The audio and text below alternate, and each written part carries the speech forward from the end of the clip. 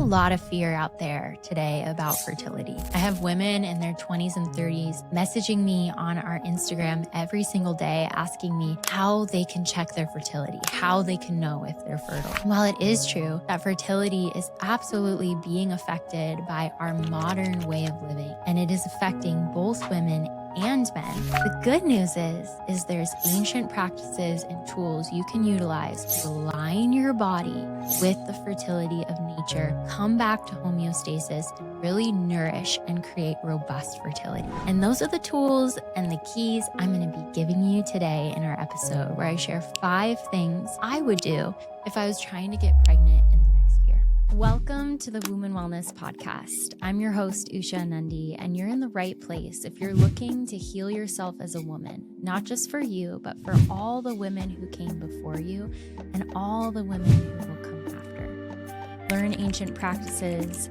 hear vulnerable stories that remind you you're not alone and you're definitely not crazy, and tap into the bravery that it takes to be an undomesticated woman in the world we live in today.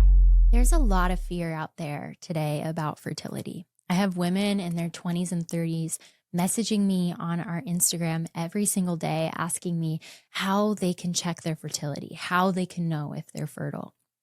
And while it is true that fertility is absolutely being affected by our modern way of living, and it is affecting both women and men, the good news is there's ancient practices and tools you can utilize to align your body with the fertility of nature, come back to homeostasis, and really nourish and create robust fertility. And those are the tools and the keys I'm going to be giving you today in our episode, where I share 5 things I would do if I was trying to get pregnant in the next year. And the reason I chose the next year is because, according to Ayurveda, which is an Eastern science, they call it the mother of all medicine, it takes 31 days for your reproductive tissues to be nourished. So that means if you have a delicious, nutrient-dense meal today, that means if you're taking prenatal supplements, if you're trying to prepare your body for pregnancy, it actually takes 31 days until the reproductive tissues of your body start to see that benefit. So according to Ayurveda, we should start preparing our body for 6 months to a year before we actually want to get pregnant. And oh Lord, I wish I knew this, because when I got pregnant with my daughter, it was a delightful surprise. And I had only in the recent months started eating meat, only in the recent months started actually grounding and nourishing my body in a deep way. And I got to tell you that I really paid for that. I had a really challenging pregnancy. I was sick for 4 months, throwing up like 3 to 4 times a day, if not more. I had a hard birth at home. We made it. We made it after 30 hours at home. I felt like a powerful goddess, but it was still really hard. And then I had a riveting postpartum that brought me through depression, psychosis, breastfeeding challenges, all the things. 0 out of 10, wouldn't recommend. 100%, I would do it again to bring my daughter earthside. And I also want to believe that there is another way. And so I'm here today with all of that wisdom, all of that embodied experience of what I went through, and I want to make it a little bit easier for you. I want you to have the tools to either conceive your first child or conceive subsequent children, help yourself, make it a little bit easier so that we can believe that there is another way. So before I begin, let me just make clear that I am obsessed with women. I've dedicated my entire life to helping undomesticated women like you get free in their bodies, connect with the power of their womb, and learn ancient wisdom that they can make practical and actually integrate into their life. And I want to note that fertility is both the man and the woman's responsibility. Sperm is 50% of the equation, but because many of us live in a colonial patriarchal culture that our medical system is deeply entrenched and connected to, a lot of us learn and internalize this idea that if we're having fertility challenges, it must be the woman's fault. So I want to name that here, that Sperm is 50% of the equation. Today, I'm going to focus on the woman side because that's what I'm obsessed with. That's what I'm an expert in. But when you're thinking about conceiving a baby, both partners really need to focus on their health. And some of the tips that I'm going to share in here apply to both men and women, but I'll be sharing it with you looking at the perspective of you, the listener. I'm guessing you're probably a woman. If you're not, awesome. You're welcome here.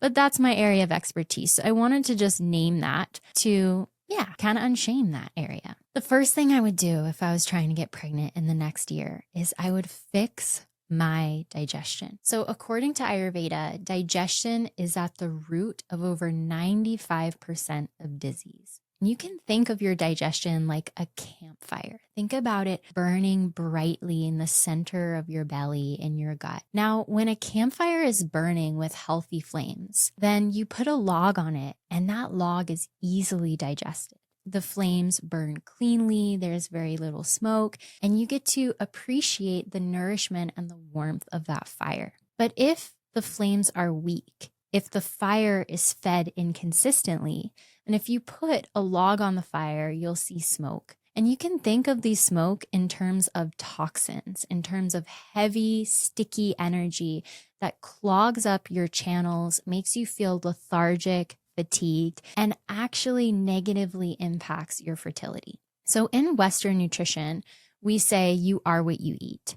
But in Ayurvedic nutrition, we don't say you are what you eat. We say you are what you digest, meaning that you can only take nourishment from the foods, herbs, and supplements that you can actually digest. If your digestion is not strong and consistent, then you can buy all the herbs, all the supplements, everything you could want, and you'll only be enriching your pee and your poop. So I want you to get the most out of your food, to get the most out of that organic broccoli and that grass-fed meat that you're buying at the store. You're paying for it. So why not get the most out of it? And that means you have to focus on your digestion. So here's some signs that your digestion might be out of balance. If you notice that you are hungry irregularly, so if you wake up in the morning and some days you're like so hungry, you could eat a huge meal, and the next day you're not hungry at all until 11 a.m. or even 12 p.m., that is a sign that your digestion is irregular. If you notice that you can eat every hour, you're eating huge plates of food and you don't feel satiated, it feels like you can eat as much as you want and your food just kind of goes right through you. You still feel undernourished no matter how much you're eating.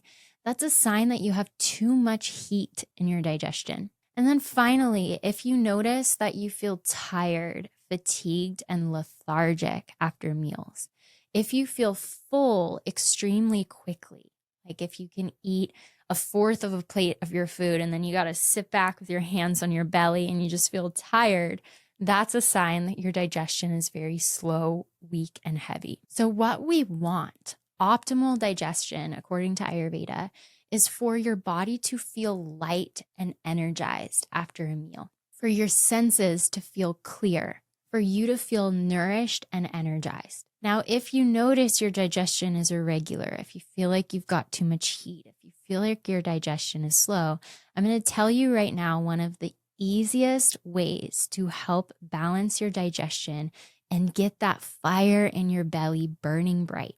In Ayurveda, we say that there's what you eat, when you eat, and how much you eat. And you'll be surprised what's actually the most important. It's not what you eat or how much you eat. It's actually when you eat. Nature has rhythm. And one of the things that have disrupted our hormones and our system so immensely is modern culture, which brings us out of that rhythm and disrupts our circadian cycle as well as our menstrual cycle, which is called the infradian rhythm. So if you want to balance your hormones, the easiest way is to balance your 24-hour cycle. And one of the ways we can do that is through eating around the same time every day. So when you eat within 48-minute windows, according to Ayurveda, this not only helps set your circadian rhythm, but it also helps lend itself to a more balanced infradian rhythm, which is your month-long cycle that is needed if you want to get pregnant. So here's what I mean. If you're eating breakfast, try to eat breakfast anywhere from 8 a.m. to 8:48 a.m. It doesn't matter if you start at 8:15, doesn't matter if you start at 8:30, doesn't matter if you start at 8:40. As long as you're within that 48-minute window period every single day, your body can maintain its innate rhythm and it doesn't have to reset or allocate energy to different things. And remember, digestion takes a huge amount of energy in your body. So we want to support your system as much as we can in keeping things regular. And I'm really bad at this. I want to tell you that. I'm the first to forget to eat, even though I really need to. When I get stressed or excited when I travel, I forget to eat. And I'll be like feeling faint or feeling like really negative, like the world is going to end. And I'll feel, why is it like this? Why does life suck so much right now? And then I'll remember, oh yeah, I actually haven't eaten in like 5 hours. So I've been like this a lot of my life. I remember my mom used to be like, sit down when you're eating. Stop going so fast. Sit down and remember to eat. And when I went to India for the first time when I was 19 years old, things really started to change. So at that time, I was a vegetarian. I was 30 plus pounds heavier. I was honestly really confused about my body and my life. That's why I packed up everything and went to India, as sometimes you do. And so I was staying at my teacher's ashram, and at the ashram, meals are served every single day at the same time. So meals were served with this huge gong being, struck, and you would hear the sound of the gong, and then you would go down into the ashram basement to eat meals. And for the first 3 days, I was like, I'm not even hungry. I don't want to have breakfast. I don't really need dinner. My digestion was pretty off at that point. But by the third day, eating at the same time every day, something happened. Instead of my body needing the gong sound in order to be hungry and know when to eat, my stomach started to be the gong sound. My stomach started gurgling and telling me, you're hungry, you need to eat right now.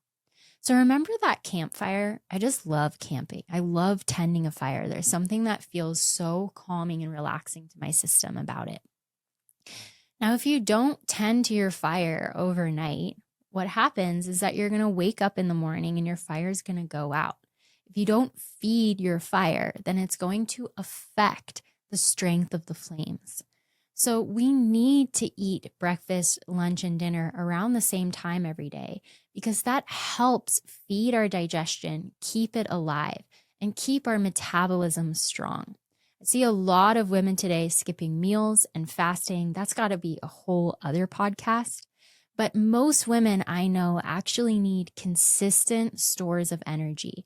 And what that does is it helps get us out of stress.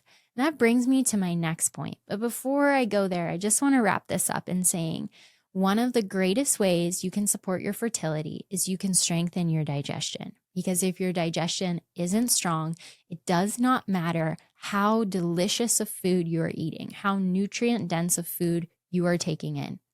Because if you can't digest it, it's not being turned into the nutrients you need to nourish your reproductive system. Now, one of the things that eating regularly helps us to do is it helps us to bring down our stress hormones. And this brings me to my second point. If you want to get pregnant in the next year, you really need to look at your stress levels. And the reason why is that in our body, our body just loves us so much. And it will always prioritize your survival over your thrival. And this is why if you've gone through periods of stress, you notice that it affects your cycle. Maybe you have a really painful period. Maybe you notice that you're not ovulating. Maybe you have horrible PMS that makes you want to leave your relationship and burn the whole town down. I've been through all of it. And stress is a huge, huge factor in fertility levels in modern people today. But here's the thing about women. We have really sensitive nervous systems. We have the ability to track a lot because of estrogen's impact on our brain. It creates what one of my teachers, Allison Armstrong, calls diffuse awareness, which is the ability to track so many things at once, to have life literally pour into you. Now, as a woman, you probably know that can get pretty freaking overwhelming sometimes, especially when you've got a lot on your plate, like so many modern women do. So lowering stress levels, taking things off your plate now instead of waiting until you're pregnant, really creating the environment that you would want to have while you're pregnant, but doing it now. Saying no to that friend who drains you, who wants to meet for coffee. Lowering the levels of media that you're taking in that stress you out. You are allowed to create a cocoon for yourself. And I'm sure there's a lot of stressful things and responsibilities on your plate that you don't have much control of. So I want you to think about the things you do have control over in your life, because your body loves you so, so much that if it's getting signals that you need to survive, that all your focus should just be on keeping your head above water, it will divert all of the energy that it is giving to your sex hormones like estrogen and progesterone, which are needed for healthy conception and a healthy cycle. And it will take that energy and divert it into your stress hormones like adrenaline and cortisol. So stress hormones and sex hormones compete in your body. So in order to nourish the sex hormones, we need to lower the levels of stress in our system. And I just want to note that whenever I talk about this, a lot of women message me and they say, how do I do it? I'm a mom, I work, I'm a mom and I work. I have all these things that are on my plate. And the truth is that no one is going to advocate for you to lower your stress. We live in a world that really likes to take advantage of women's capacity. Many, many things and people like to pull from us. So the journey is yours to decide you matter enough to take a step back and actually prioritize your health. And this kind of practicing of boundaries, practicing of keeping your time, your energy, your space as sacred and treating it like a luxury currency, that is not just going to help you in your preconception time. It's going to spill over and support you so much when you're pregnant and especially into motherhood. So there's really no better time to start than now to start nourishing yourself and creating those boundaries so you can. The next thing I would do if I was trying to get pregnant in the next year is I would eat nutrient-dense foods. So now that we talked about digestion and we reviewed that your digestion being strong and consistent is one of the most important factors in your fertility and conception journey. Let's speak about, now that the fire's strong, what should we put on the fire? So there's two reasons people might struggle with fertility. And this is a big oversimplification, but in my practice, this is what I see. One of the reasons for fertility challenges is stagnation. So when our digestion isn't strong, it creates smoke. And we call that smoke, or those toxins in Ayurveda, we call them ama. And that literally means uncooked foods. One of my teachers, Dr. Vasant Lal, describes it as being like this sticky oatmeal-like sludge that clogs up the channels in your body that lead to different tissue centers. So you can imagine there's this river of nutrients, but the river is polluted. There's a lot of logs in it, bags, plastic things. There's so much polluting that river that it's causing it to dam.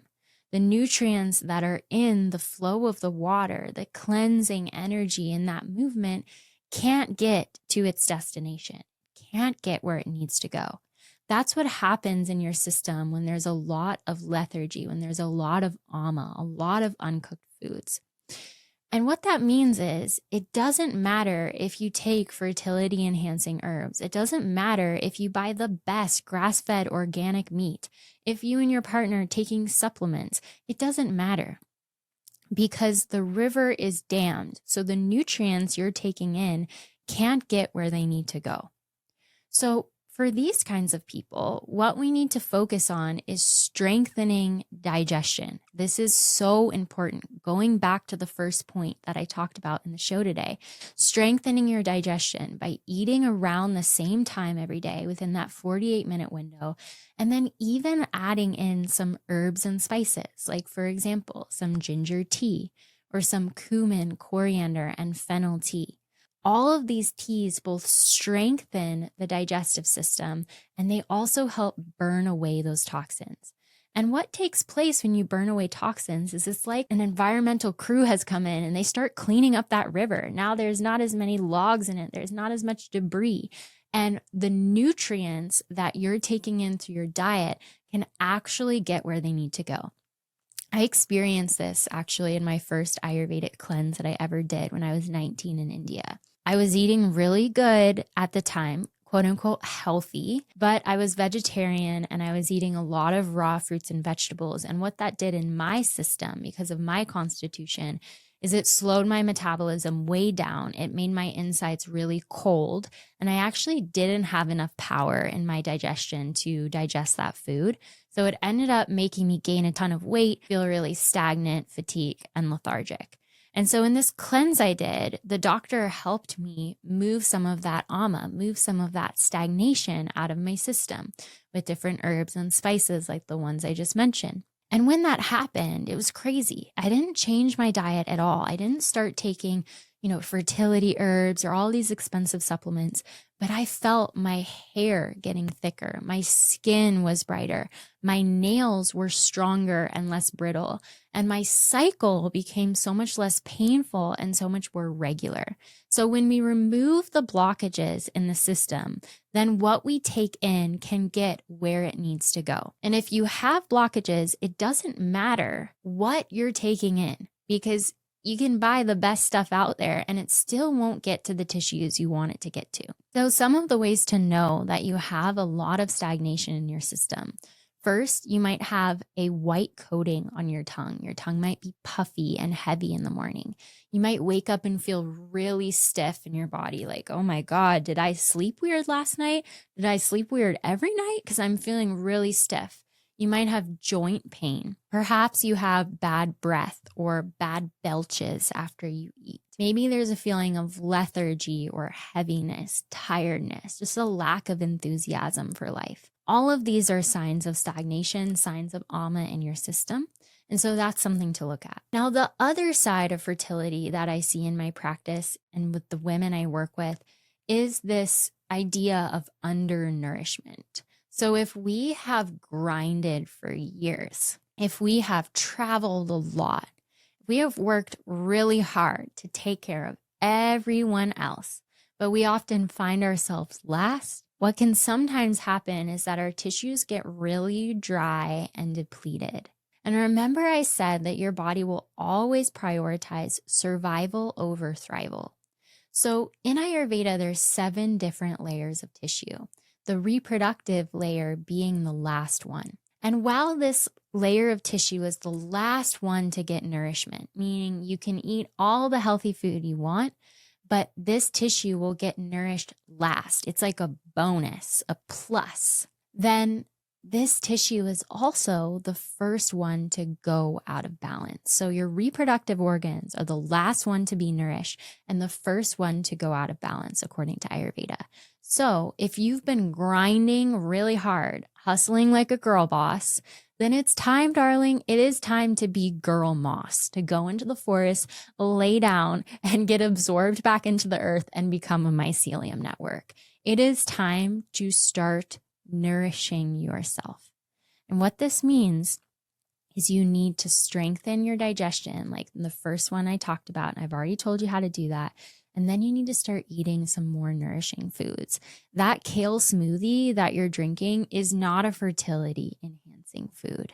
That juice cleanse you're going on will not help you if your tissues are already undernourished. So if you're in this camp where it's like you don't feel heavy, you don't feel lethargic, you don't feel any of those signs I just talked about, you just feel dry and kind of anxious and depleted, and you look at your skin and you're like, oh my God, I'm losing a lot of luster in my skin. My hair feels dry. My nails are brittle. I feel ungrounded all the time.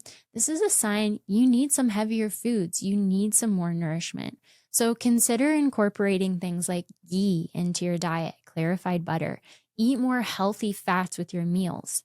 Consider incorporating meat. Meat is a fertility enhancing food when we have the power to digest it. I really want you to think it takes flesh to make flesh. And so, how can you make your flesh, your tissues, as nourished and as abundant as you can? And I really learned this a lot when I started keeping bees. So in the last year, I got my own beehive. I've actually been using bee venom therapy as a way to heal myself from some illnesses that were showing up. I'll probably do a podcast on that. Now that I'm talking about it, I'm like, I should definitely do that. So what I noticed about the bees, I go out there every day and I sit with them and I learn a lot, because in many cultures, the hive or the colony represents the womb. And so bees carry a lot of fertility codes and connection to the great mother, to this frequency that I want to live my life in devotion to. When the hive has enough resources, when there's so much honey and there's so much brood and the queen is doing so well, she's created so much abundance and all the worker bees have brought in so much pollen and there's a lot of resources, then the hive will swarm. And what a swarm is it's when the hive gets to a point where it's going so well. There's so much resource, so much abundance that there's not enough room. It's getting kind of crowded in there. And then the hive will split itself into two. A new queen will be born, the old queen will fly away, and the hive will split. One beehive turns into two. And you can think about that in terms of your own fertility. We want your body to be beaming with nourishment.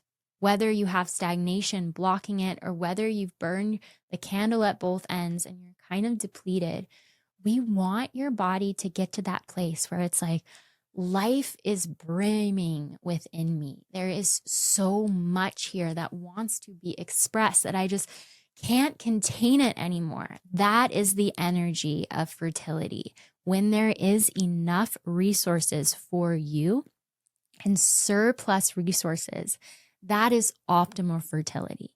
And I want you to sit back right now and think, how many women do you know that have so much resource, so much support, so much nourishment, so much space, so much regulation, so much, not just for themselves, but so much that it pours out of them? Not very many women that I know have access to that. And so that's what we want to start creating for ourselves. And it all comes back to eating nourishing foods. This is one of the ways that we can start to build that energy of nourishment in our tissue. Now, the next point I'm going to talk about is one that I also struggle with. And I always say that we teach what we need to hear. So if you struggle with this, I'm right there with you. This one is getting enough sleep. We know that sleep is important, but did you know that the majority of sleep research has been done on men? That's right. The idea that women can thrive on 6 to 7 hours of sleep at night is actually based on studies done solely on men. And are we surprised here at Women Wellness? No, because we know that the majority of clinical research trials were done on men until 1993, my friends. That means that a lot of what your doctor tells you, a lot of what you read online about women's health, whether it's exercise, sleep, diet, etc., was actually derived from studies done on male bodies. So now what we know is that women actually need more than 6 to 7 hours of sleep. Women need anywhere from 8 to 10 hours of sleep. And the reason why is that as women, our adrenal glands do a lot of the heavy lifting when it comes to our hormone production. So your adrenal glands are two walnut-shaped glands that sit on top of your kidneys. And these little ladies do a lot for you in your fertile and post-fertile years. So in your fertile years, your adrenal glands produce your adrenaline and your cortisol, and they still produce small amounts of sex hormones as well. But here's the thing. Once the ovaries shut down in our wisdom years, once we're postmenopausal, then the adrenal glands will produce not just our stress hormones, but also the majority of our sex hormones as well. What does that mean? That means we need to nourish, sustain, and revitalize.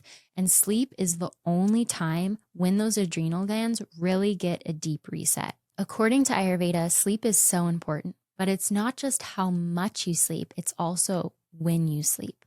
So for those of you who are night owls like me, I identify as a crazy creative person. And that means that I used to stay up till like 11 p.m. or 12 a.m. or 1 a.m. to get my work done. And even after I had my daughter, once she was finally asleep for the night in those first crazy 2 years, that's when I was like, oh my God, finally I have time for myself to nourish my interests. So I would research stuff online or read some nonfiction books about herbs, how to become the old hag witch undomesticated healer that I've always wanted to be. You know, I think maybe you do the same. And so I would go to sleep really late. And it stalled my healing journey. It really slowed down my process of healing after childbirth. It made me anxious. It made me tired. It made me cranky. And it really dried out my skin. It did so much to my body that I started doing more research on it. And when I was in Ayurveda school, I learned something fascinating, which is that we are so influenced. The subtle systems of our body are so influenced by the planetary energies. So we have the energy of the sun, and you can think about the energy of summer. It's hot. It is stimulating. You go out in the sun, especially if you're like me and you have pale AF Irish skin, you go out in the sun and you're going to be tired from it. You spend all day in the sun, no matter what your skin tone is like, and you're going to be a little bit depleted. Happy, sure, but depleted. So the sun is stimulating, it is depleting in large amounts, and it is energizing. Whereas the moon is cooling, stabilizing, and nourishing. And there's a reason why the energy of the moon is often used as a poetic example of women's cycles, because whereas men are solar, meaning they have a 24-hour circadian rhythm, they get a burst of testosterone in the morning, and that circadian rhythm pretty much stays the same every single day, depending on what they eat, how they sleep, how they exercise, etc. We as women are more like the moon. Our daily rhythm changes depending on what phase of our menstrual cycle we're in our fertile years. So the moon is especially beneficial to women's reproductive system. And that's a clue because according to Ayurveda, sleeping during the moonlight hours is the most beneficial. So if you're like me and you're a crazy creative, you're that witch who wants to know everything and you like to stay up at night because you get creative and you get good ideas and maybe you finally get space from the world and your children, I got some bad news. You can't stay up very late and then make up for it the next day in naps. So if you're like, oh, it's fine, I stay up late, but I get a 2-hour nap in the middle of the day. My friend, I've got some bad news. So according to Ayurveda, when we sleep during the moonlight hours, it's the only time when the 4 subtle systems of our body get replenished and revitalized. The 4 subtle systems that are nourished when you sleep during the moonlight hours are the mind, the immune system, the reproductive system, and the nervous system. So if you want to reset your body, if you're like stressed and anxious all the time, if you've got a lot going on in your life, it is in your best interest to go to sleep before 10 p.m. every night. That 10 p.m. to 12 a.m. window is so important for your body. It's so important to sleep, not just all the time, but sleep in the correct time. Getting 10 hours in the day is not the same as getting 10 hours at night. Why? Because according to Ayurveda, we are nature.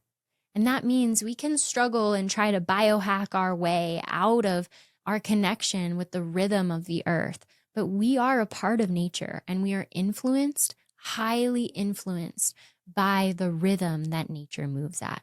So in short, go to sleep before 10 p.m. This is going to help those 4 subtle systems revitalize themselves. This is going to help you get the rest you need for those deeper tissues like your reproductive layer to get nourished. And this is not just for women, it's also for men. We live in a culture that is chronically underslept and chronically undernourished. If we want to be fertile, then we want to be well rested. So you're an undomesticated woman if you're a well-rested woman. And I don't know about you, but I don't know very many well-rested women in our world. I certainly haven't been one for a lot of my life. And so in a patriarchal culture, I think rest is pretty rebellious. It's rebellious to turn off your phone and say, I'm going to sleep tonight. I've done enough for the day. I'm going to let myself rest. Now we get into the actual nitty gritty. If I wanted to get pregnant in the next year, what I would start doing is I would track my ovulation every single month. So knowing whether or not you're ovulating, knowing when you're ovulating, and starting to get familiar and intimate with the signs of ovulation in your body is one of the most empowering, nerdy, and enlightening experiences. And I track my ovulation every single month. My favorite way to do it is by getting ovulation test strips. So you can pee on a strip and it will show you when your luteinizing hormone is surging. Luteinizing hormone surges anywhere from 12 to 36 hours before ovulation. And so you pee on a strip, it looks a lot like a pregnancy strip, and then you'll see 2 lines if you're nearing ovulation. And as you near ovulation, this is when estrogen starts to peak. Estrogen is like this energy of ripening in your body. And so you'll notice that your skin might feel a little bit more plump. Your fine lines and wrinkles will soften. You'll feel more interested in giving and receiving love. You might feel a little bit more horny as well. You might be like, I want to go flirt with that tree, or why is that man in the grocery store looking so delicious, or that woman looking so beautiful? And so you will notice your signs of ovulation as you start to track this in your body. And we know that the 5 days leading up to ovulation are the best time to have sex, best time to have unprotected sex if you want to get pregnant.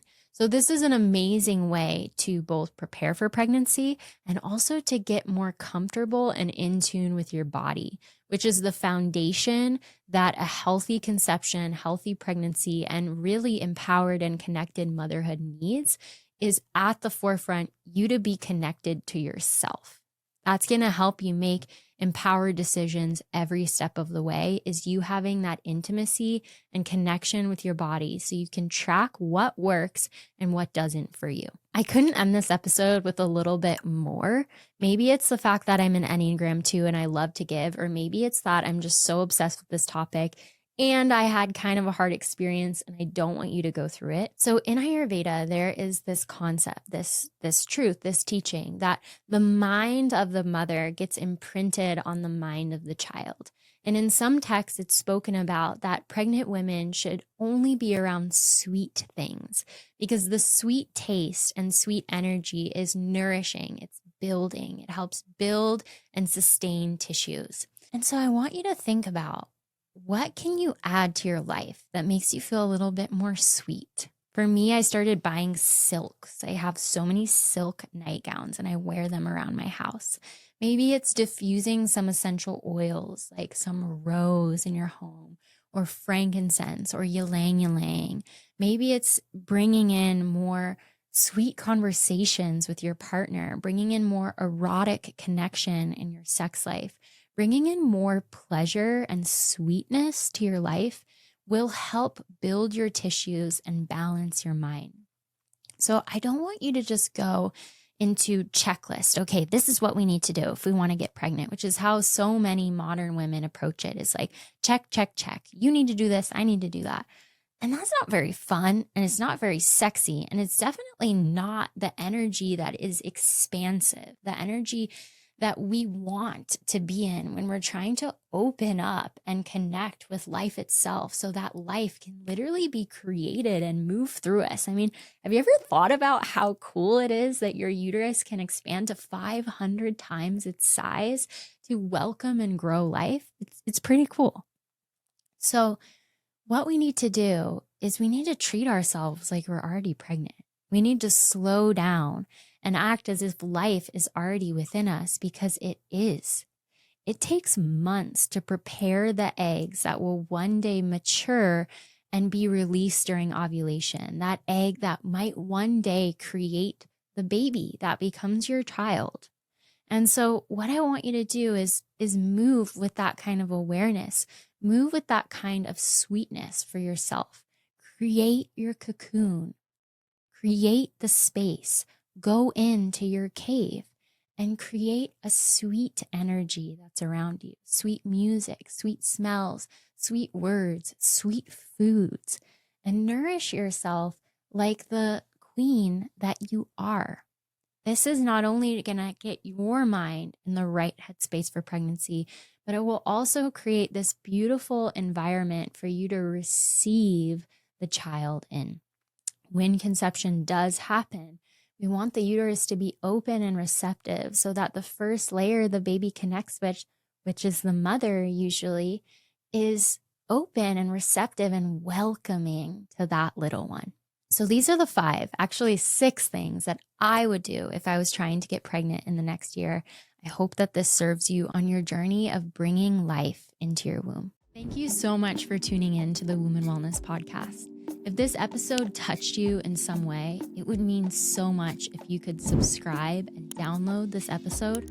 If you want to learn more about my work, you can go to womenwellness.com or come say hi on Instagram, send me a message, and tell me what you loved about the show.